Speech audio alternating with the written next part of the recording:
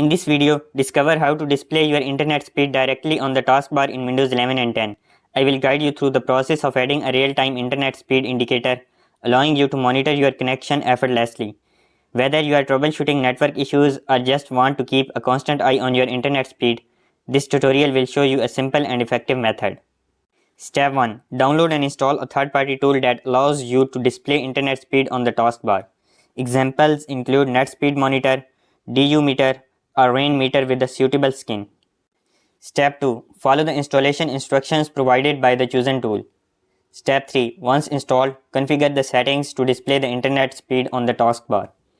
Step 4. Typically, you can right-click on the taskbar, go to the tool settings or options, and enable the taskbar display feature. Step 5. Adjust any additional settings such as units, e.g. kilobytes per second or megabytes per second or appearance option. Step 6. Save the changes. And the tool should now show your internet speed on the taskbar. Step 7. Keep the tool running in the background to continuously monitor and display your internet speed.